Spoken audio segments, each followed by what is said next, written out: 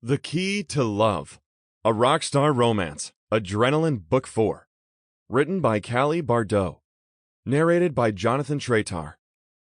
Dedication, as always, to John, to Charity, and of course to Ron, and to Rock and Roll for providing the backbeat to the journey. Chapter 1. Keys. How had Keys' life sunk to such a festering, pus-filled low? He sank down on top of the young, milk chocolate-haired woman's sweaty torso in the cluttered hotel room in... Where are we? Chicago? Yeah, that's it. We played to a packed house tonight in the Windy City.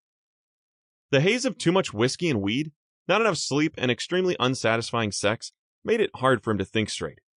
He'd already forgotten the woman's name. Daisy? Or maybe Kenna? Or perhaps Cassandra?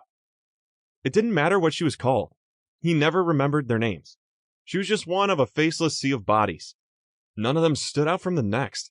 They all wanted to have bragging rights, to share in their next Beachbody Babe class or Pilates, or whatever fad workout class women did to keep in shape these days. Ooh, girl, last night I got down with the keyboardist to Mark Love. None of them cared about him, beyond what his stage persona could give them.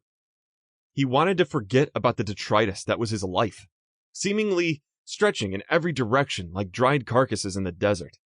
Only one bright dream twinkled on his horizon, but it kept getting blurred by all the dust, wind, and noise of his personal desert.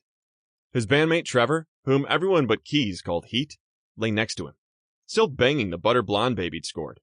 Trevor grunted as he ground into the woman. Keys began to mentally rehearse a complex keyboard riff he'd been working on, using Trevor's grunts to mark time, like a metronome. Propped on his forearms, with his head pressed into a pillow and his body still smashed against the babe's breasts and belly beneath him, his fingers drummed the damp sheet, moving in the elaborate rhythm he hadn't quite mastered. Damn.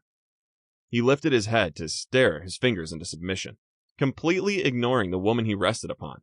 His favorite piano teacher, Harper, whom he lost his virginity to at age 14, started nagging him in his mind. It's F sharp, not flat, James.